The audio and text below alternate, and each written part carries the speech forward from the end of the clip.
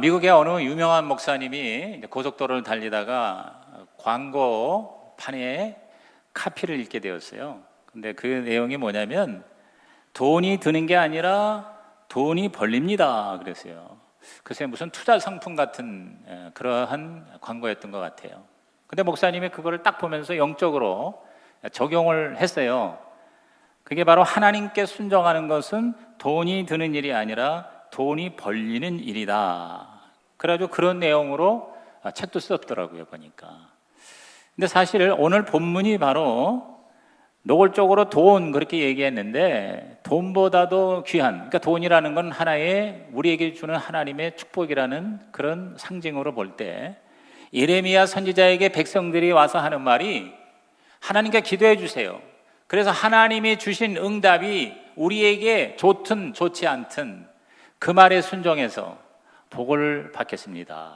이렇게 고백했어요. 오늘 저와 여러분의 고백이 되기를 주의 이름으로 축원합니다. 우리가 우리 하나님 여호와의 목소리를 순종하면 우리에게 복이 있으리이다 그랬어요. 따라합시다. 순종하면 복이 있다. 복이 있다. 아멘. 아멘. 네, 그렇습니다. 성경은요, 딴 얘기가 아니더라고. 그 얘기예요.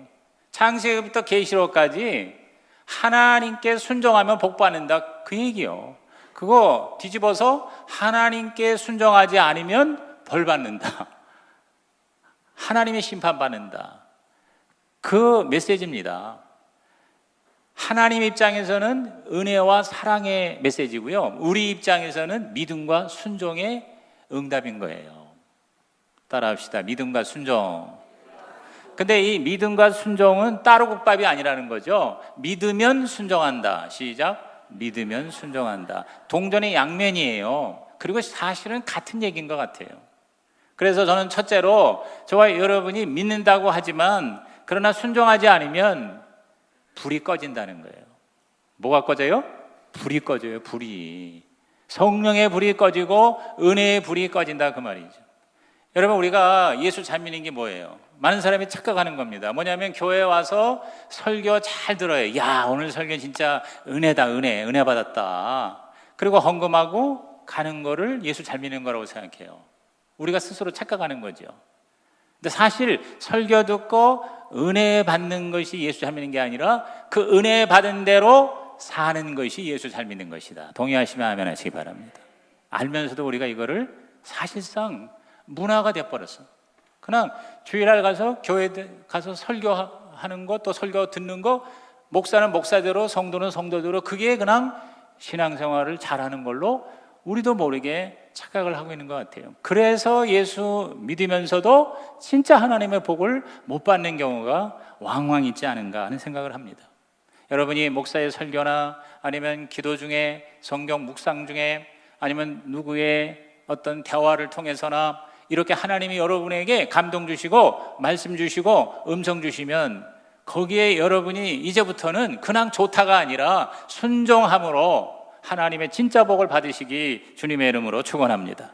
사실은 하나님의 일반적인 뜻은요, 고민할 것도 없는 거, 이게 진짜 하나님 뜻이 아니야? 고민할 것도 없는 거 있지 않습니까? 아주 일반적인 뜻이 있잖아요. 사랑의 계명이라든가 전도의 명령이라든가. 좀 더 구체적으로 예를 들어서 데살로니가서에 항상 기뻐하라, 쉬지 말고 기도하라, 범사에 감사하라, 이는 그리스도 예수 안에서 너희를 향하신 하나님의 뜻이니라 그랬잖아요. 근데 우리가 정말 항상 기뻐하지 않잖아요. 우리가 쉬지 않고 기도를 하지 않잖아요. 너무 기도를 안 하잖아요. 그리고 뭐요? 범사에 감사하지 않고 원망하고 불평하는 게 얼마나 많습니까? 다시 말해서 하나님의 명백한 뜻에 순종하고 하나님의 개개인을 향한 그런 개인적이고 특수한 뜻에도 우리는 순종하는 것이, 그게 바로 잘 믿는 것이고 그게 바로 하나님의 진짜 복을 받는 것이다. 이 말이 여러분에게 동의가 되시면 아멘 하시기 바랍니다. 이건 틀린 말이 아니잖아요. 그렇죠? 그런데 우리는 자꾸 여러 가지 이유를 대는 거예요. 변명을 대는 거예요. 조건이, 환경이, 상황이 안 좋아서, 또 더 나아가서는 내 생각하고 달라서, 내 마음에 안 들어서, 내가 볼 때 기분이 나빠서 우리는 하나님의 말씀에 순종하지 않는 경우가 너무 많다는 거죠. 그래서 똑똑한 사람이 사실 순종하기가 더 어려워요. 왜? 자기가 똑똑하니까 자꾸 자기 생각을, 하나님의 말씀에 대해서 자기 생각을 자꾸 갖다가 빗대는 거예요. 아주 명백한 말씀도 여러 가지 변명으로 우리는 요리조리 피해가는 그런 재주가 있어요. 여러분 보세요. 사울 왕의 유명한 스토리 잘 아시죠? 하나님이 아멜렉을 가서 진멸하라고 그랬어요. 그래서 하나님께서 역사하셔서 엄청난 대승리를 거뒀어요. 그런데 그 하나님의 진멸하라, 왕부터 모든 사람을 다 진멸하고, 그리고 모든 소유물을 다 불에 태워라 그랬어요. 근데 사울 왕이 보니까 아니 나쁜 거는 다 없애도 괜찮은 거 너무 많다 이 말이에요. 왕도 죽이지 않고 자기 앞에 무릎 꿇게 해요. 사람들이 볼 때 야 멋있다 이거예요. 전리품을 갖다가 다 나눠줘 백성들한테. 얼마나 인기예요. 무엇보다 하나님한테 잘 보이려고 다 죽이라고 불태우라고 그랬는데 가장 살찐 소와 양을 골라다가 하나님 앞에 멋있게 제사를 드려요. 그 현장을 누가 왔어요? 사무엘이 왔어요. 사무엘이 와가지고 왜 그랬느냐?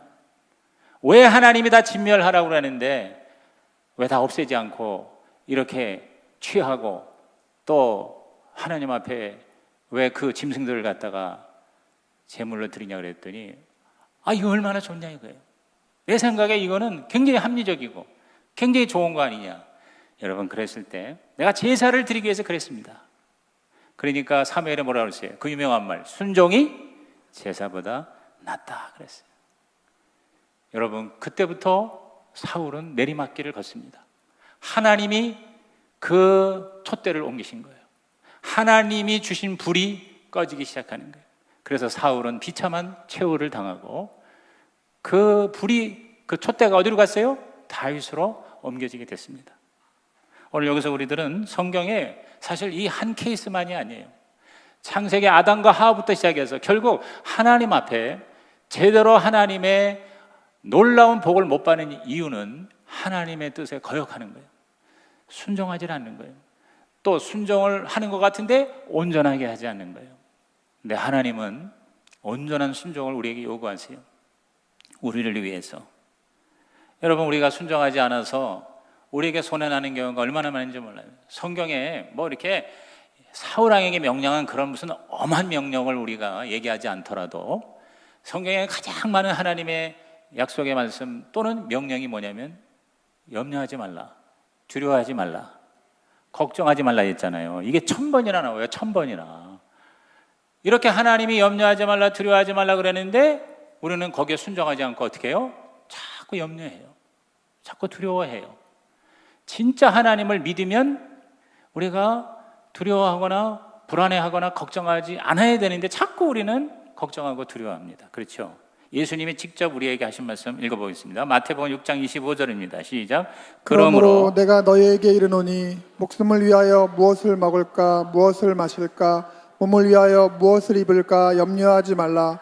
목숨이 음식보다 중하지 아니하며 몸이 의복보다 중하지 아니하냐. 우리가 먹고 사는 거 진짜 염려 많이 하잖아요. 그런데 염려하지 말라는 거예요.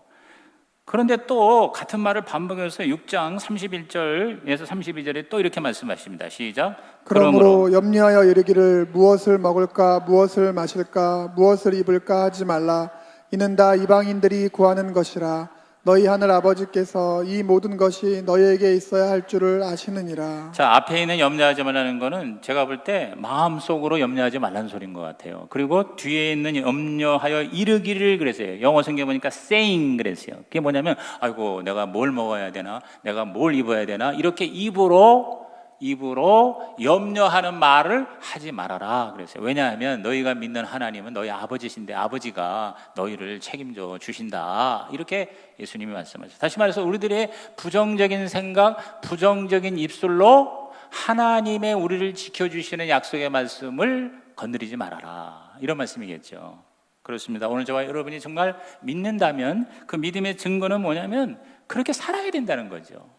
오늘 우리의 문제, 오늘 한국교회의 문제는 열심히 믿지만 그러나 열심히 순종하지 않기에 여전히 우리는 문제 가운데에서 힘들어하고, 또 무엇보다 하나님의 나라를 위해서 교회가 쓰임받는 데에 많이 어려움을 겪고 있구나. 이렇게 우리들이 깨닫게 됩니다. 중국 내지 선교사 인랜드 미션의 전설 같은 선교사가 허드슨 테일러입니다. 아마 들어보셨을 거예요. 허드슨 테일러가 중국에 가서 선교를 하는데 사람도 없고 돈도 없어요. 이 돈은 평신도든 주의종이든 다 걱정거리요. 돈이 없어서 일은 해야 되겠는데 서포트가 안 되니까 고민하다가 정신적으로 신경쇠약에 걸려서 밤에 잠도 못 자는 거예요. 그런데 어느 날 요한복음 15장을 읽다가 요한복음 15장에 예수님은 포도나무요 우리는 가지다 하는 말씀에 마음 가운데 하나님이 감동을 주셨어요. 그래서 주님이 포도나무고 나는 그 가지인데 수분과 양분을 공급해 주는 거는 나무가 할 일이지 가지가 할 일이 아닌데 내가 왜 이걸 걱정하나 하고 하나님 앞에 회개했어요. 염려하지 말고 걱정하지 말라고 그랬는데 불순종한 거를 회개하고 전적으로 이제는 나무 대신은 주님에게 맡기고 가지는 그냥 그 안에 붙어서 진정한 평안을 누리고 하나님의 쓰심에 맡기자 그랬더니 그때부터 진짜 마음에 지각에 뛰어난 평강이 임하더니 그때부터 일이 잘 되기 시작해서 하나님 앞에 크게 쓰임받았다. 할렐루야. 사실 우리가 말씀은 너무 잘 알지 아무것도 염려하지 말고 오직 모든 일에 기도와 한거로 너희 구할 것을 감사함으로 아뢰라 그랬어요. 결국 포인트가 세 가지죠. 염려하지 말고 감사하고 기도하라는 거 아닙니까? 따라합시다. 염려하지 말고 감사하고 기도하자. 근데 우리는 그 주님의 말씀에 믿는다 그러면서도 염려합니다. 믿는다 하면서도 감사하지 않고 불평합니다. 믿는다 하면서 우리는 기도하기보다는 걱정하는 시간에 또 세상적인 방법에 매달립니다. 새벽에 나와서 기도하고 기도의 자리에 나와서 하나님 앞에 내려놓지 못하는 거예요. 여러분 오늘 우리 교회에 기도하는 사람이 드물어요. 정말 개인적으로 하루에 1시간씩 자기 골방에서 기도하는 사람은 제가 언급 안 하겠어요. 여러분이 그런 시간을 안 가지는데 도대체가 교회에 와서 새벽 기도나 수요 기도나 하여튼 또 다른 기도의 시간을 여러분이 한 번도 안 갖는다는 건 뭡니까? 그렇게 중요한 기도하라는 명령에 내가 어떻게 해요? 순종하고 있지 않다는 걸 말하는 겁니다. 그렇기 때문에 내 삶에 하나님이 약속하신 역사가 일어나지 않는 게 아닌가. 오늘 한번 우리 자신을 돌아보는 시간 됐으면 좋겠어요. 여러분 하나님은 건강과 치유의 하나님이라고 그랬죠. 그래서 우리에게 하나님은 건강 주시겠다고 그랬어요. 네가 건강하게 살려면 어떻게 살아라 라고 우리에게 지침을 주십니다. 자, 출애굽기 23장 25절입니다. 시작. 내 하나님 여호와를 섬기라. 그리하면 여호와가 너희의 양식과 물에 복을 내리고 너희 중에서 병을 제하리니. 여호와를 섬기라는 건 뭐냐면 여호와의 말씀에 순종하라는 거거든요. 그러면 복을 내리고 병을 제하리라 그랬어요.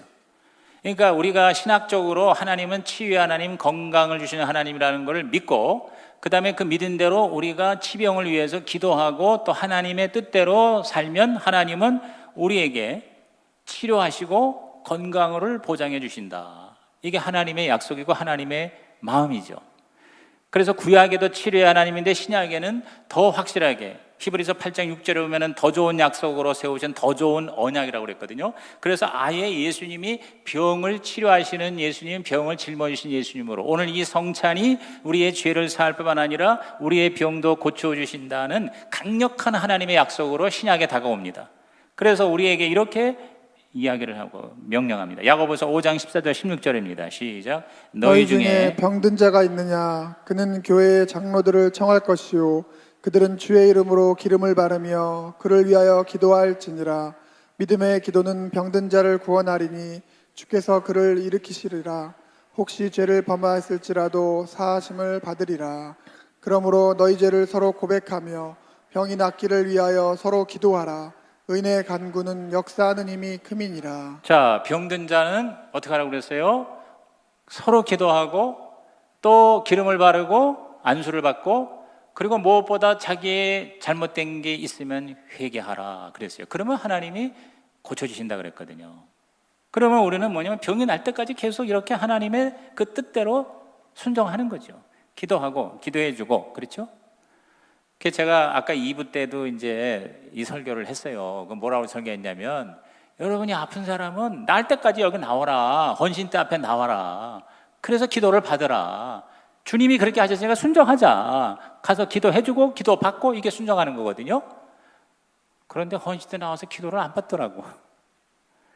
그러니까 우리가 얼마나 말씀은 듣는데 그 말씀대로 행동을, 순종을 안 하고 사는지를 자기도 모르는 거예요. 하도 이게 문화가 돼버린 거예요, 우리 삶에. 그래서 오늘 저와 여러분이 다시 한번 2018년 하반기에는 정말 하나님 말씀에 순종하여 여러분에게 기적이 일어나고 하나님의 복이 임하고 정말 순종했더니 하나님이 이렇게 기가 막히게 나에게 좋은 것을 주셨습니다 라고 간증하는 사람이 수없이 일어나기를 주님의 이름으로 축원합니다.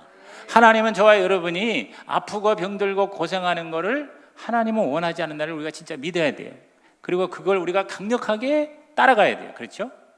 하나님께서 저와 여러분에게 함께 하시면 우리는 이 땅에서 자연사 하다가 갈 수 있어요. 자, 출애굽기 23장 26절에 약속했습니다. 자, 시작. 내 나라에 낙태하는 자가 없고 임신하지 못하는 자가 없을 것이라.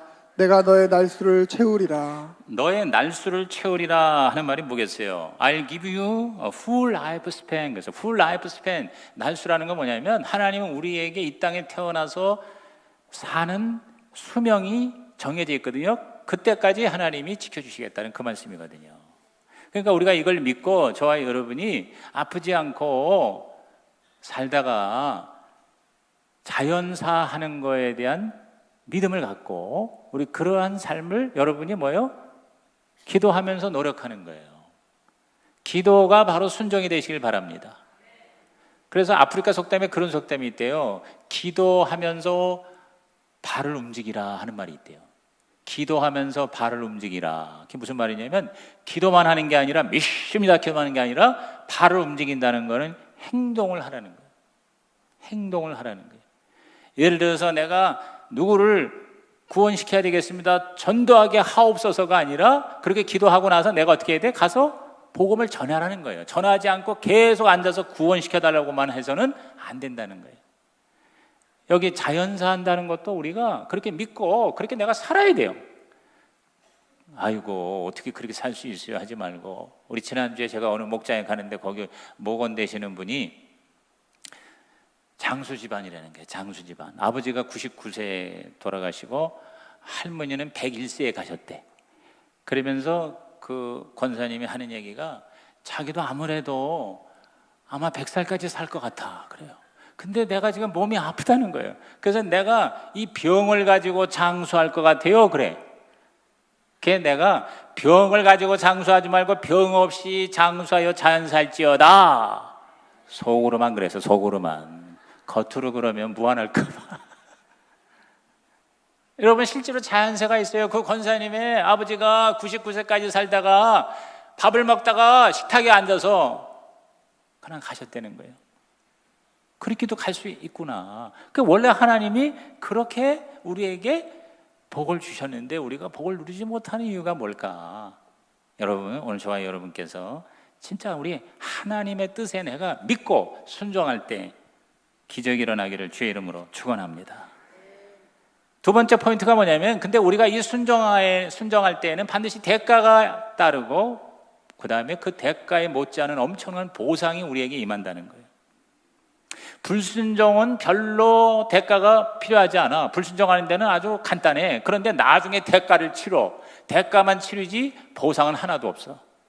그런데 순종은 처음에는 굉장히 내가 돈 잃어버리는 것 같아. 손해나는 것 같아. 대가가 너무 심한 것 같아. 그런데 자 오늘 설교 제목처럼 돈을 우리가 잃어버리는 게 아니라 쓰는 게 아니라 버는 거다. 엄청나게 하나님이 축복해 주신다 그 말이에요. 자 예를 들어서 보세요. 주일 성수라는 하나님의 명령이 있어요. 주일 성수가 하나님의 뜻인 거 동의하십니까? 근데 정말 주일을 온전히 우리가 하나님 앞에 안식일을 거룩히 지키냐? 그렇지 못한 사람이 많고요. 자 예를 들어서 내가 주일날 일을 해야 돈을 더 많이 벌어. 주일날 일하는 사람이 주일 성수 못하는 거예요. 주일날 어디 놀러 가는 사람, 놀러 가는 게 더 나한테는 가치가 있는 거예요. 돈을 버는 게 더 가치가 있는 거예요. 주일날 문을 닫으면 엄청 매출이 주는데 주일 성수하면 손해가 나잖아요. 실제 손해가 난단 말이에요. 자, 대가죠, 대가. 그런데 믿기 때문에 행동으로 옮겼어요. 문을 닫았어. 주일날 교회 와서 예배드리고 하루 종일 교회에서 봉사하는 삶으로 열심히 살았어. 살아계신 하나님이라면 그 사람에게 나중에 30배, 60배, 100배로 복을 주실 줄로 믿는 것입니다. 그것을 체험한 많은 사람이 있습니다. 내가 애써서 돈 버는 것보다 하나님이 돈을 벌게 하시는 역사, 여러분 이러한 놀라운 하나님의 기적의 주인공이 되시기를 주의 이름으로 축원합니다. 11조라는 하나님의 명령이 있습니다. 자, 말라기에서도 내 거 도둑질하지 말아라까지 얘기했어요. 만약에 너희가 11조를 온전히 드리면 내 창고가 가득 찰 것이고 병충해를 막아주리라 그랬습니다. 자, 몇 조입니다. 믿었어요. 11조 막상 못 내요. 아까워서.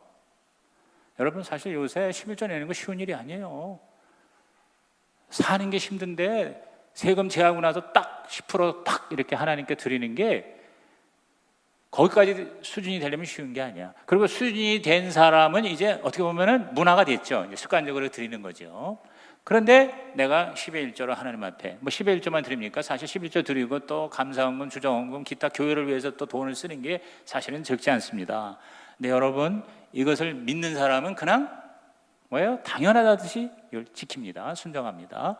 그러면 하나님께서 반드시 그 약속대로 우리에게 30배, 60, 100배로 부어 주실 줄로 믿는 것입니다. 11조를 통해서 평생 하나님이 지켜주시고 자손들까지도 하나님이 책임져 주신다는 간증은요 너무 많아서 간증을 세울 수도 없어요. 왜? 하나님의 약속이기 때문에. 또 한 가지 얘기한다면 십계명입니다. 도대체 우리가 순종한다는데 뭐에 순종하라는 얘기냐? 우리가 자꾸 헷갈리는데요. 가장 간단한 게 십계명이에요. 여러분 이제 제가 이 말씀에 이어서 앞으로 십계명 강해를 하려고 그래요. 왜냐하면 오늘 현대 그리스도인들이요 십계명에 대해서 너무 무지해요. 십계명은 구약의 율법이니까 고리타분한 거니까 그거 몰라도 된다고 안 지켜도 된다고 그러는데 천만의 말씀입니다. 여러분 성경에 613가지의 계명이 있는데 하나님이 직접 당신의 손으로 쓴 계명은 십계명이 유일합니다. 다 선지자의 입을 통해서 기록하게 하신 거지 하나님이 직접 손가락으로 불로 돌판에다가 계명을 적어서 전달한 거는 십계명밖에 없어요. 그래서 십계명이 절대적인 거예요. 그래서 십계명이 중요한 거예요. 근데 우리가 십계명을 지킬 때 굉장히 대가가 필요합니다. 불편하고 힘들 수도 있어요. 그러나 그 보상은 말로 다 할 수가 없다는 것입니다. 그러므로 우리는요 마태 6장 33절입니다. 시작. 그런즉 너희는 먼저 그의 나라와 그의 일을 구하라. 그리하면 이 모든 것을 너희에게 더하시리라. 여러분 먼저 구하라, 먼저 하나님께 드리라 하는 거는요 시간적으로 첫 번째라는 의미보다 더 베스트를 드리라는 거예요. 그리고 모든 것을 드리라는 거예요.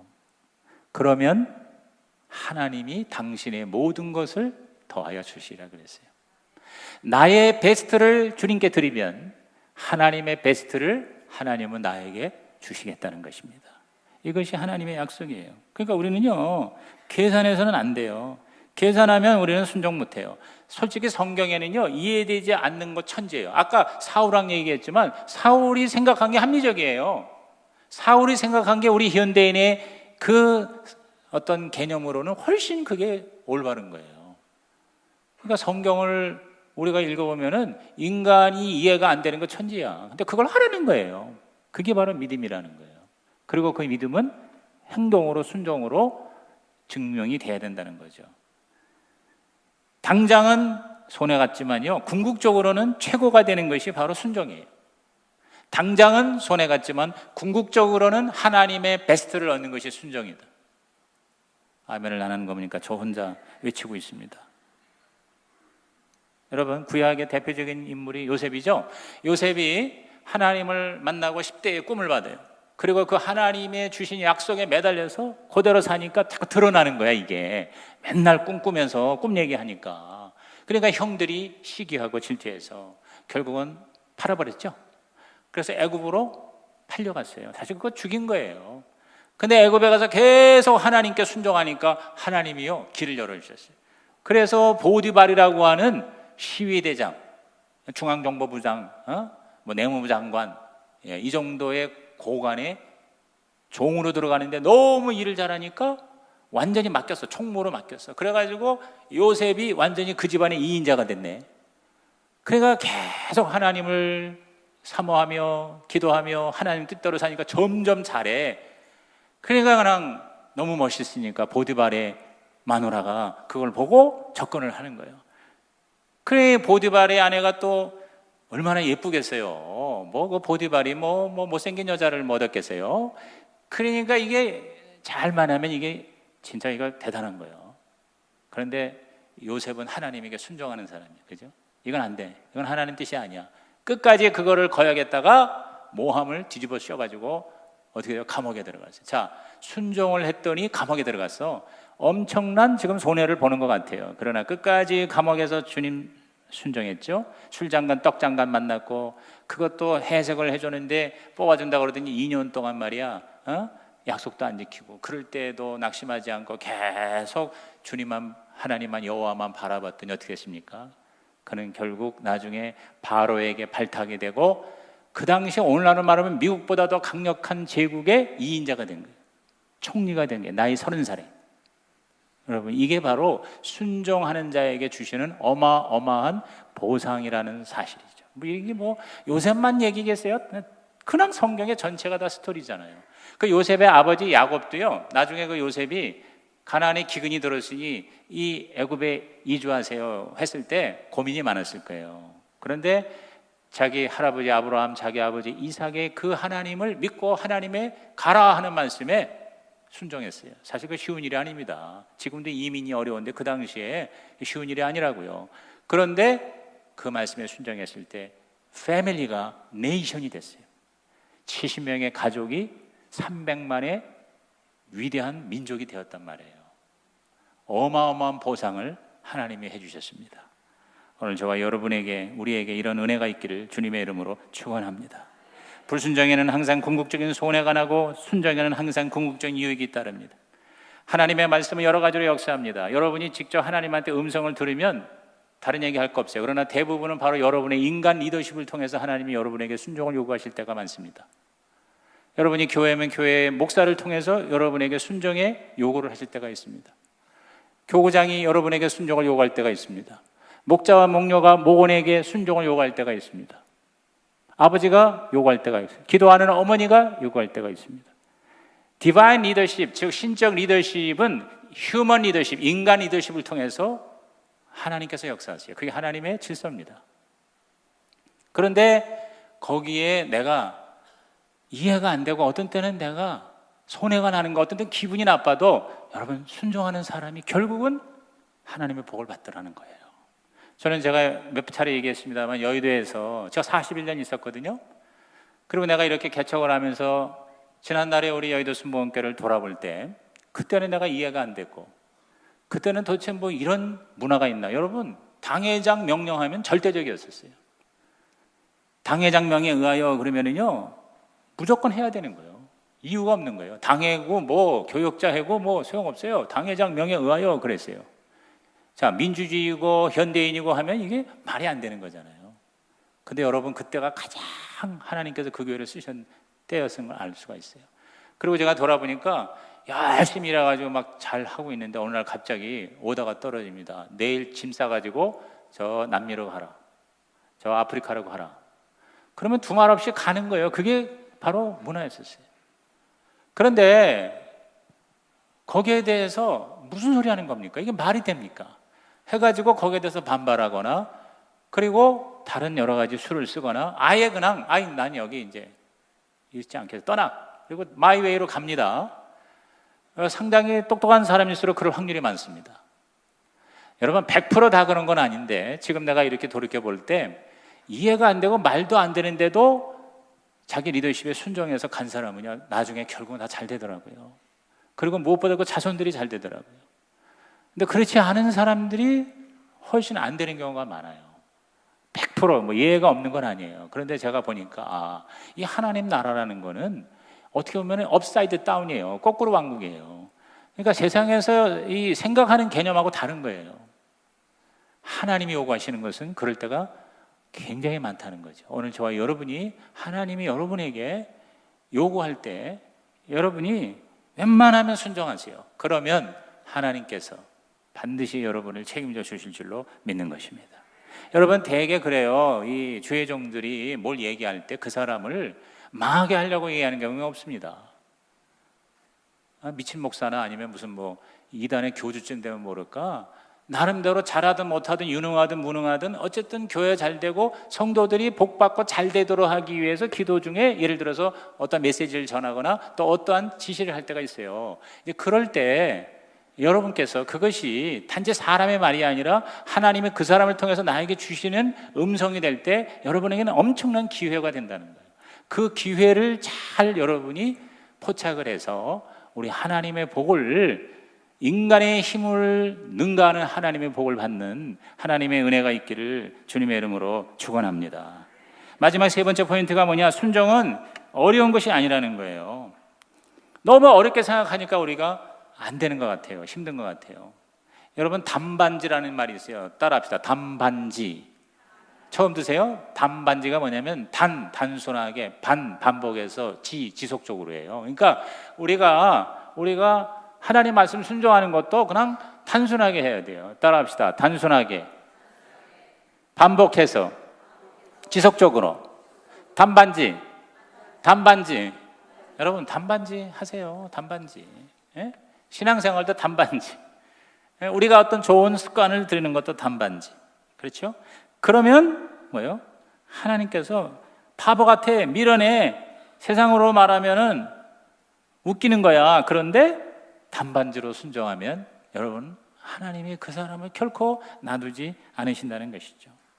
오늘 저와 여러분이 하나님의 자유의지를 주셨다고 그러는데 이 자유의지가 내 마음대로 한다는 게 아니에요. 많은 사람이 이거를 착각하고 있어요. 하나님이 인간에게 자유를 주셨다는 것은 하나님에게 순종할 자유를 주셨다는 거예요. 하나님에게 순종할 자유를 주셨다는 거지 내 마음대로 살라고 주신 자유의지가 아니에요. 그러니까 내가 하나님에게 순종할 자유, 순종하지 않을 자유는 있어요. 무슨 얘기인지 아시겠어요? 내가 내 마음대로 살라는 자유의지가 아니에요. 하나님에게 순종하는 그런 자유를 내가 가지게 되었다는 것입니다. 그런 의미예요. 오늘 여러분이 바로 그러한 자유를 누리시길 바라요. 대표적인 사람이 누굽니까? 아브라함입니다. 자, 아브라함의 순종을 봅시다. 히브리서 11장 8절에서 10절입니다. 자, 시작. 믿음으로 아브라함은 부르심을 받았을 때 순종하여 장래 유업으로 받을 땅에 나아갈새 갈 바를 알지 못하고 나아갔으며 믿음으로 그가 이방의 땅에 있는 것 같이 약속의 땅에 거류하여 동일한 약속을 유업으로 함께 받은 이삭 및 야곱과 더불어 장막에 거하였으니 이는 그가 하나님이 계획하시고 지으실 터가 있는 성을 바랐습니다. 좀 더 힘차게 읽었으면 좋겠어요. 힘차게. 여기 믿음으로 아브라함은 순종했다고 그랬어요. 따라합시다. 믿음으로 순종하여. 믿음으로 순종하여. 여러분 우리가 아브라함을 믿음의 조상이라고 그러는데 사실은 순종의 조상이에요. 순종의 조상. 아브라함이 믿었다는 거는 그냥 바라보고 의지합니다, 믿습니다가 아니에요. 아브라함은 뭐냐? 순종했다는 거예요. 자기 본토 친척 아비집을 떠나서 도대체가 어딘지도 모르는데 가라고 하니까 간 거예요. 갈 바를 알지 못하고 간 거예요. 그래서 항상 보면 아브라함의 행적은 여호와께서 말씀하신 대로 준행하였더라. 그랬더니 자기 본토를 떠나서 그냥 아무 집도 없는 들판에다가 텐트를 쳤어요. 여기 장막에 거하였다고 그랬어요. 그런데 그는 뭘 바라봤냐면 하나님의 지으실 터가 있는 성을 바랐습니다 그랬어요. 텐트 투 캐슬이에요. 텐트, 천막에서 캐슬, 성이에요. 성, 도시, 성이에요. 아브라함은 하나님께 순종했을 때 천막에서 성을 얻게 된, 그래서 뭐예요? 오늘 아브라함 하면은 아무 소리 못하는 인물이 되고 말았다는 거죠. 그렇죠? 우리가 이렇게 자다가 하나님이 이래라 하는 그 말씀에 순종 꼭 하라는 의미가 아니라요. 일반적인, 예를 들어서 아까 두려워하지 말라는 말에 우리가 순종을 못하고 있다 얘기했잖아요. 이제 용서에 대한 것도 그래요. 성경에 용서의 말이 굉장히 많잖아요. 내가 용서를 하는 사람이 되려면 하나님이 그냥 무조건 용서라는 그런 하나님이 아니에요. 내가 너를 용서한 것처럼 너도 남을 용서해라. 예수님의 십자가 은혜로 우리가 용서받을 수 없는 사람이 은혜로 용서받았으니 너도 남을 용서해라. 이게 이제 성경의 메시지잖아요. 그런데 우리는요, 용서를 받지도 못하고 하지도 않아요. 하나님의 용서를 받았으면은 그 용서의 자유함을 누려야 되는데 계속 우리는 죄책에 시달리거나 과거에 매여 있어요. 자기를 용서하지 못하고 과거를 용서하지 못하고 실패를 용서하지 못해요. 이게 뭐예요? 불순종이죠. 자, 우리가 진짜 하나님을 믿는다면 하나님의 말씀에 모든 죄, 자, 우리 요한일서 1장 9절입니다. 시작. 만일 우리가 우리 죄를 자백하면 그는 미쁘시고 의로우사 우리 죄를 사하시며 우리를 모든 불의에서 깨끗하게 하실 것이 그래요. 자, 우리가 하나님 앞에 자백하면 다 용서해 주시고 히브리서 8장 12절에 더 이상 기억하지 아니하리라 이렇게 말씀하셨어요. 그러면 이 말씀을 내가 믿으면 그 말씀대로 내가 뭐예요? 순종해야 되는데 우리는 자꾸 뭐냐면 또 끄집어내고 그렇죠? 하나님이 내 용서해 준 것도 끄집어내고 우리가 다른 사람과 관계에서도 용서했다고 그러고는 또 끄집어내고 용서했다고 그러고는 또 끄집어내요. 그렇죠? 여러분, 저와 여러분이 진짜 이 용서라는 말에 진짜 믿고 여기에 대해서 순종한다면 정말 우리는 자유함을 누려야 된다고 생각해요. 할렐루야. 여러분이 여러분의 가정이나 또 우리 교회에서도 그렇고 누군가 때문에 여러분이 마음이 자꾸 힘들면 그러면 우리가 아직 내가 지금 순종하지 못하고 있구나 이런 생각을 하고 하나님 앞에 하나님의 나를 아무 조건 없이 나를 용서해 주셨다면 나도 용서하게 하옵소서. 기도할 뿐만 아니라 뭐 어떻게든 내가 용서해야 되죠. 제가 최근에 나온 아주 베스트셀러라서 한두 달밖에 안 된 책인데 굉장히 잘 팔리고 있어요. 그래서 살펴봤어요. 레버리지라는 그 베스트셀러를 쓴 롭 무어라고 하는 사람이 쓴 책이에요. 책 제목이 그냥 마니야, 마니. 근데 우리말로는 새로운 부의 법칙이라는 제목으로 번역이 되는데 굉장히 많이 팔리고 있습니다. 좋은 책이라고 그러더라고요. 제가 보니까 진짜 내용이 좋아요. 흔히 그 이른바 이 뭐 돈 많이 버는 법 해가지고 책들이 많이 나오잖아요. 그런데 뭐 이 책도 그런 세속적인 책의 하나라고 생각을 해요. 그런데 놀랍게도 여기서 이 저자 이 롭 무어라는 사람이요, 그 나폴레옹 힐의 그 부의 원리를 11년 동안을 그걸 몸에 익힌 거예요. 익히면서 왕창 망했다가 다시 3년 만에 일어나는데 억만장자예요, 이 사람이. 그런데 자기 경험을 중심으로 책을 썼는데 이 사람이 얘기하는 것은 뭐 돈을 잘 버는 기술을 얘기하는 게 아니에요. 부자가 되려면, 돈을 많이 벌려면 자존감이 높아야 된대요. 자존감. 근데 자존감을 살리는데 자존감 살리는 대여섯 가지 법칙이 있대요. 그 중에 첫 번째 법칙이 용서예요. 용서를 잘하는 사람이 부자가 된대요. 막 분노를 가지고 그 다음에 그냥 뭘 도대체 용납을 못하고 그러면 부자가 못 된대. 맨날 힘들대요. 그리고 부자가 혹시 됐을지라도 행복하지가 못하다는. 그 다음에 두 번째가 뭐냐면 감사래요. 감사를 많이 하는 사람이 부자가 된다. 할렐루야. 나 깜짝 놀랐어요. 아니 뭐 이 사람이 무슨 뭐 신앙 서적을 쓴 것도 아니야. 세속적인 책이에요.